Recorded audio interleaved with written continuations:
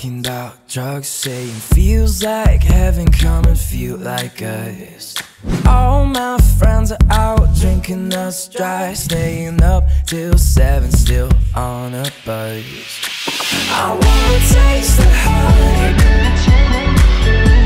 It feels like it's real, but I can't be sure. Now my eyes are bloody. No idea what I'm looking for.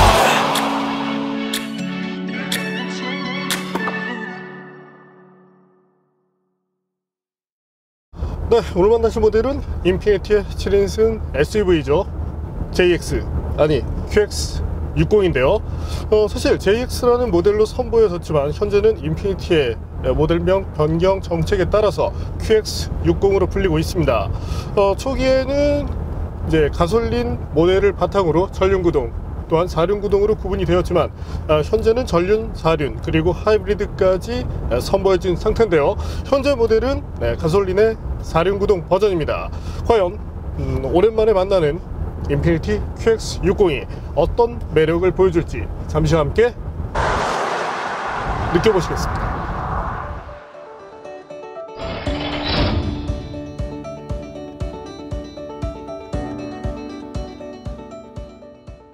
QX60은 2013년 출시된 인피니티 JX의 최신 버전입니다. 2014년 인피니티의 새로운 모델명 정책에 따라서 JX35에서 QX60으로 이름이 바뀌었으며 2015년에는 차세대 CVT 변속기를 장착한 것이 특징입니다. 그리고 2016년에 페이스리프트를 진행하면서 디자인을 바꿔 현재에 이르고 있습니다. JX35의 디자인이 다소 순해 보였다면 QX60은 보다 카리스마 있는 모습입니다. 가로줄 형태의 더블아치 그릴은 그물망 형태로 바뀌고 사람의 눈을 표현했다는 헤드라이트도 한층 멋스러움을 강조했습니다. 뭉툭했던 범퍼도 입체적인 모습입니다. 측면부는 대형 SUV의 형태지만 부드러운 곡선을 통해 심심하지 않게 구성했습니다. 특히 D필러의 디자인이 눈길을 끌죠. 사이드미러의 디자인도 달라졌습니다. 20인치의 대구경 휠에는 브리지스톤의 듀얼러 HP 스포츠 AS 타이어가 장착이 됐습니다. 후면부의 리어램프도 보다 멋스럽게 다듬었습니다. 인테리어 디자인은 부분적으로 수정이 됐습니다. 실내 넓은 부위에 사용됐던 우드 트림의 패턴 디자인을 변경하고 기어 레버를 최신 인피니티 스타일로 변경했습니다. 시트도 박음질이나 파이핑을 더해서 조금 더 고급스러운 느낌을 키웠습니다. QX60의 가장 큰 장점은 뒷좌석에 있는데요. 레그룸과 헤드룸이 넓고 센터 터널도 없습니다.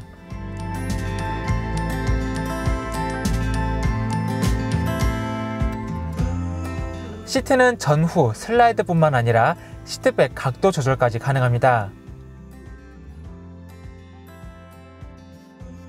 뒷좌석을 위한 공조장치도 있고요. 여기에 이지 엔트리 기능을 통해 3열을 쉽게 오갈 수도 있습니다.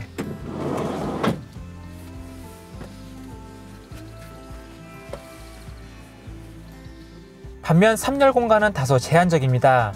레그룸은 2열 시트를 옮겨서 확보할 수 있지만 헤드룸이 좁은 편입니다. 대신 3열 시트를 전동으로 조작할 수가 있습니다. 트렁크 공간은 상당히 넓죠. 3열 시트까지 사용하면 453리터의 공간을 활용할 수 있습니다. 3열을 접으면 1147리터, 2열 시트까지 접으면 2166리터까지 공간이 확장됩니다. 또한 대형 글래스 루프로 개방감도 좋습니다. 최근 SUV의 인기가 높아지면서 QX60에 대한 관심도 높아지고 있는데요. 7인승 가솔린 SUV의 매력을 바로 확인해 보겠습니다.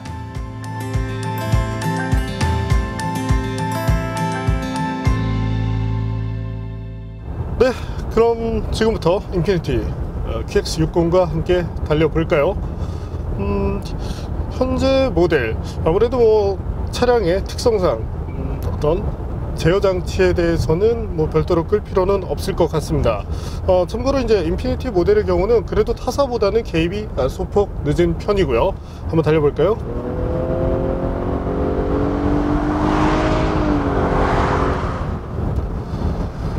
네, 가속 페달을 밟았을 때 사실 이 속도감이라는 부분에서 크게 매력적이진 않습니다. 아무래도 체격이 있는 중량급의 SUV이기 때문에 아무래도 가속감에서는 소폭 희생되는 것들이 나오는데요. 네, 여기서 잠시 QX60의 무게에 대해서 먼저 알아보시죠. 현재 보시는 것처럼 네, 2톤을 살짝 넘어서고 있는데 과거 저희가 테스트했었던 JX와 한번 비교를 해볼까요? 네, 대략적으로 한 40에서 50kg 정도의 차이를 보여주고 있습니다. 하지만 뭐 이런 것들이 최근 트렌드에 맞춰서 어떤 안전에 대한 구현으로 접근을 했기 때문에 네, 무게 증가에 대해서는 그래도 이해를 할 만하다고 생각이 됩니다.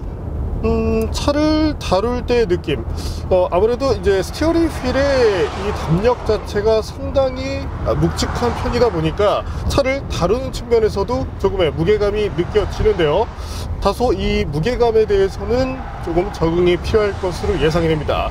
한 가지 좀 아쉬운 것이 이 스티어링 휠의 담력, 일상에서는 그래도 조금 무겁다 이런 정도로 타협을 할 수 있겠지만, 특히나 이제 유턴 등을 하거나 특히 시내 주행에서 그런 상황을 많이 만날 수 있죠. 이때는 다소 불편함이 느껴지기 때문에 어떤 하드웨어 특성을 감안하더라도 네, 닛산 측이, 인피니티 측이 이런 부분에 대해서는 개선을 해나갈 필요가 있겠습니다. 네, 이 시내 주행 때 다소 좀 버거움이 느껴지기 때문이죠. 엔진은 상당히 좋은 모습이 비춰집니다. 초기에도 이제 가속 페달을 밟고서 쭉 하고 출력을 끌어내고 있을 때 다른 것보다 사실 가속감 자체가 크게 매력적이진 않지만 사운드에서 느껴지는 그런 VQ 엔진의 특별함, 이런 점만큼은 여전히 최고 수준이라고 말씀을 드리고 싶네요.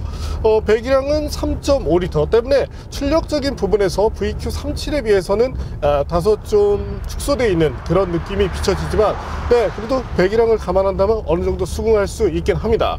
최고 출력은 6400rpm을 기준으로 269마력, 이 역시 과거 JX와 비교한다면 네, 소폭 상승한 출력인데 사실은 어떤 이 근본적인 출력 상승보다는 네, 구가별 상황에 따라서 인증에 따라서 소폭 좀 차이가 날 수도 있다고 봐주시면 되겠네요.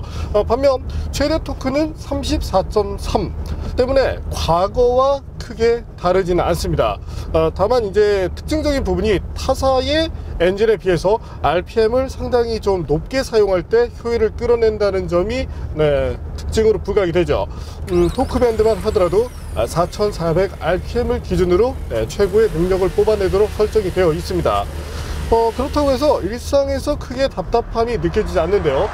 초기형 JX 같은 경우는 아무래도 리스폰스 부분, 특히 초기에 발진할 때 약간은 더디다는 느낌이 있었는데 현재는 그런 부분이 최소화됐다고 생각이 됩니다. 아무래도 변속기의 튜닝이라는 부분이 그런 점, 어떤 단점에 대해서 조금이나마 만회하는 그런 역할을 해냈다고 볼 수 있을 텐데요.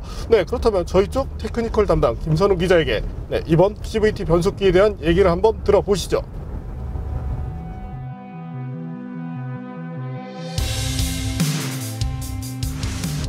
네, 유행은 돌고 돈다고 하죠. CVT 변속기가 다시금 주목을 받고 있습니다. 최근 높아진 환경 규제에 대응하기 위해서는 변속기의 역할이 어느 때보다 중요해진 상황인데요. 자동 변속기 같은 경우는 8단, 9단, 심지어 10단까지 나온 상태고 듀얼 클러치 변속기도 꾸준하게 인기를 얻고 있습니다. 최근에는 토크 컨버터란 개념을 없애버린 멀티 클러치 변속기도 등장을 한 상태고요. 하지만 다시금 돌고 돌아서 CVT 변속기가 주목을 받고 있는 상태인데요. 그 이유에는 몇 가지가 있습니다. 먼저 CVT의 구조를 간단하게 살펴볼까요? 풀리라는 것이 있고 그것이 벨트로 연결이 됩니다.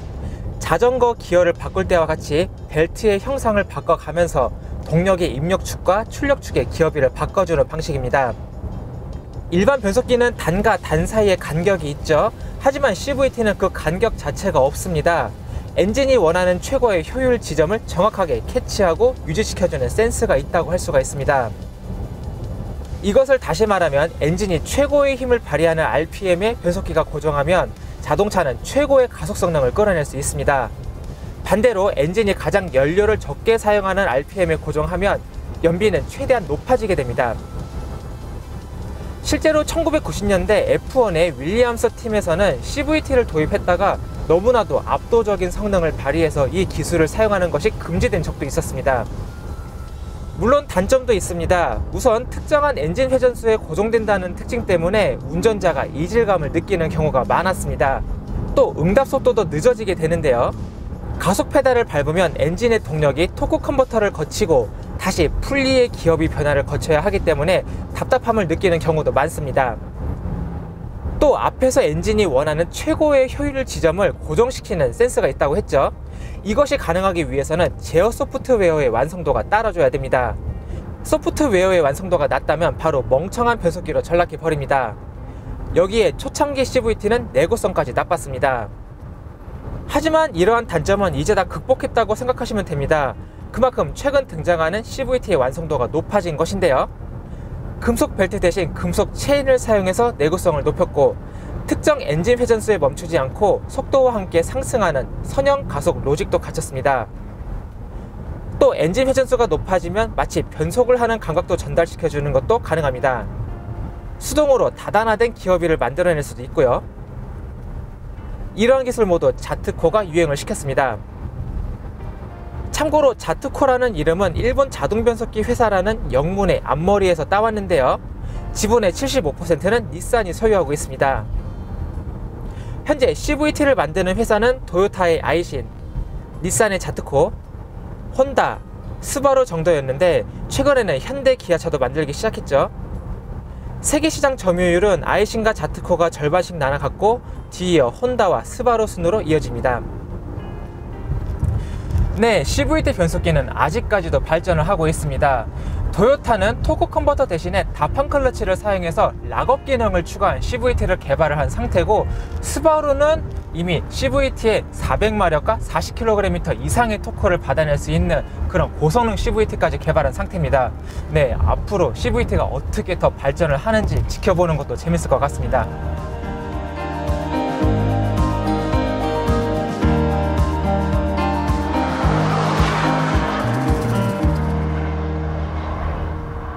네, 앞서 들으신 것처럼 CVT 변속기, 사실 이상적인 변속기이긴 하지만 장점과 단점이 공존합니다.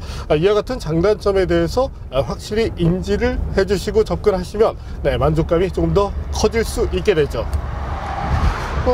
어쨌든 일상에서 차를 다루는 측면, 특히나 이제 D스텝 로직이 들어가면서 자동 변속기 같은 느낌을 주기 때문에 위화감 부분에서도 소폭 억제가 되어 있습니다. 사실 처음에 저도 차에 올랐을 때 이 차가 CVT라는 것을 잊어버리고 있었는데요.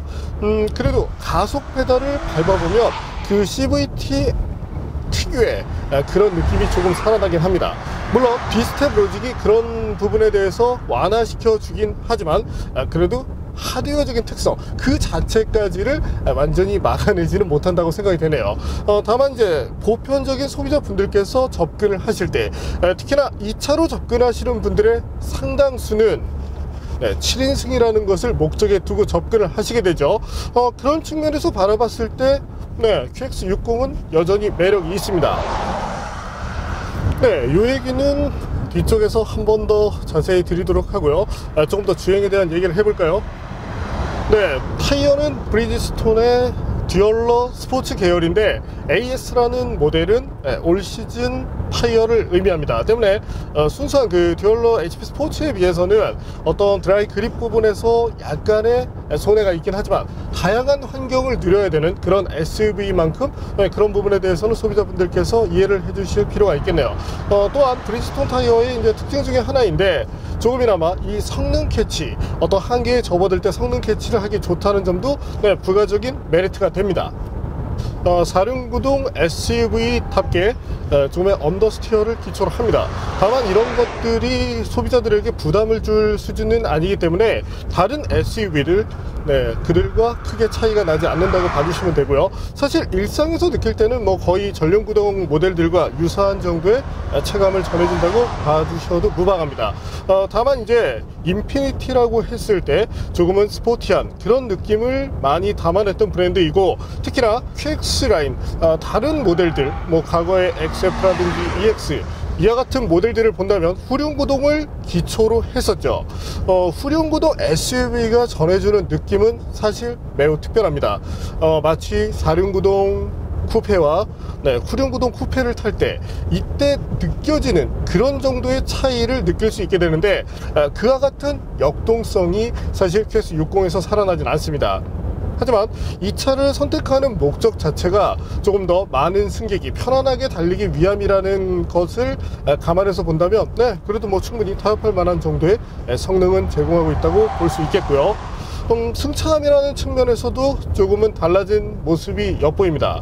아무래도 이제 7인승 SUV들이 갖는 공통적인 그런 약점이라면 조금은 큰 차체에 의한 그런 둔탁한 그런 쇼크를 전해줄 때가 있는데, 현재 QX60에서는 그런 부분들이 일정 부분 완화되어 있습니다.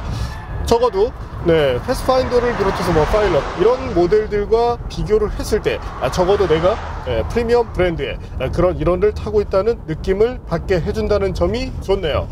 그럼에도 불구하고 이 서스펜션 자체는 SUV로서 그렇게 이렇게 물렁물렁한 편은 아닙니다. 때문에 어느 정도 그래도 최소한의 인피니티가 보여주고자 했던 그런 성능에 대한 그런 감각을 조금이나마 끌고 가는 것이 현재 QX60의 특징이라고 봐주시면 되겠네요. 여기서 QX60의 가속 성능에 대해서도 알아볼까요?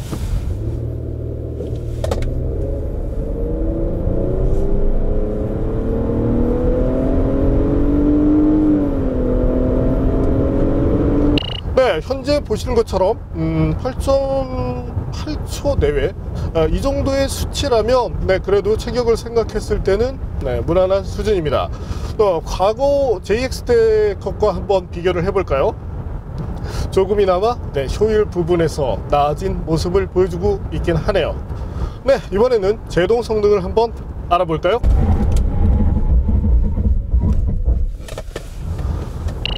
제동 부분에 있어서 최단 거리는 41m대를 보여주고 있지만, 테스트를 장시간 반복함에 따라서 42m대까지 넘어가는 모습을 보여주었습니다. 물론 이 편차 자체가 1m를 넘지 않았기 때문에 제동 내구에 대해서는 아쉬움을 지적할 필요는 없겠지만, 그래도 7인승 SUV라는 점을 감안한다면 제동 거리 정도를 조금 당겨줄 필요는 있겠네요. 그래도 이 페달을 조작할 때 이때 감각 자체가 상당히 리니어한 그런 반응성을 기반으로 하는 만큼 조작에 대한 그런 아쉬움이 나오지는 않습니다. 일상에서 즐기는 QX60. 그럼에도 불구하고 한 가지, 이건 뭐 사실 당연한 얘기지만 아쉬움이 되는 부분이 있다면 바로 주행 연비인데요. 아무래도 큰 차체 이런 SUV 가솔린 대배기량 엔진을 얹고 있는 만큼 이 부분에 대해서는 조금의 아쉬움이 비춰집니다. 현재 보시는 것처럼요. 하지만 뚜렷하게 이 프리미엄 브랜드의 7인승 SUV로서 칭찬할 부분도 있는데요. 바로 정숙성이었습니다. 현재 보시는 것처럼 사실 이전의 JX도 좋은 수준의 정숙성을 보여주었지만, 이번 모델에서는 그와 같은 정숙성이 조금 더 향상되어 있습니다. 윈도우만 해도 이중 차음 유리를 사용하고 있고요. 사실 대배기량의 가솔린 SUV가 왜 필요해라고 생각하시는 분들이 많으실 겁니다. 특히나 이 디젤 엔진이 주를 이루고 있는 국내 시장이라면 그런데요. 하지만 장거리 여행을 떠날 때 가족들에게 그 편안함을 선사한다는 측면에서 보면 적어도 연료 투자 그 가치만큼을 해내는 것이 가솔린 SUV가 갖는 매력이라고 할 수 있겠습니다. 인피니티 QX60 사실 7인승 SUV로 접근하고자 하시는 소비자분들이 많습니다. 현재 이 모델 같은 경우는 가격적인 메리트는 있지만 일부 옵션이 빠져 있기 때문에 최신 그런 트렌드에는 따라가지 못한다고 생각이 드는데요. 가격 차이를 본다면 저희는 상급 트림을 추천드리고 싶네요. 또한 약간의 연비, 특히나 시내 주행을 감안한다면 사실은 하이브리드 쪽에 조금 더 마음이 갑니다. 과거 JX 모델이 나왔을 때 가격이 7천만 원이었고 현재는 많이 낮아졌죠. 거기에 할인이라는 것도 부가적인 메리트가 되기 때문에 현재의 이 4륜구동 모델도 좋지만 하이브리드 모델에 대해서 관심을 키워보시는 것도 좋겠네요. 제 개인적으로는 이번 테스트 때 사실은 하이브리드 모델이 나오기를 내심 기대를 했었는데 기회가 되면 다시금 하이브리드 모델을 만나보죠.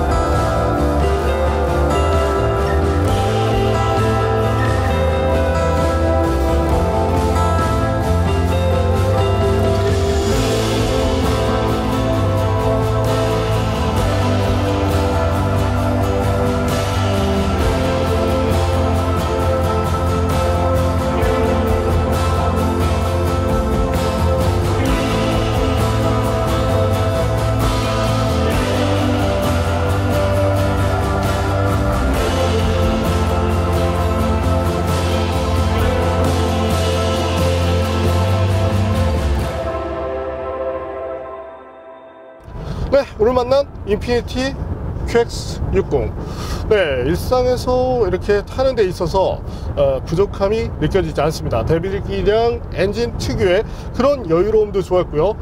물론 엔진이 커진 만큼 그에 따른 연료 소비율 자체가 높아지는 것은 어쩔 수 없습니다. 하지만 이런 부분에 대해서는 대부분 이 차의 소비자분들께서 이해를 하시기 때문에 어떤 부가적인 부분, 특히나 뒷좌석의 활용성이 상당히 좋다는 것이 마음에 드는데 앞서 이제 보신 것처럼 3열에 어느 정도 키가 큰 승객이 타더라도 타협할 만한 수준의 공간이 나온다는 점이 부가적인 메리트라고 할 수 있게 되죠.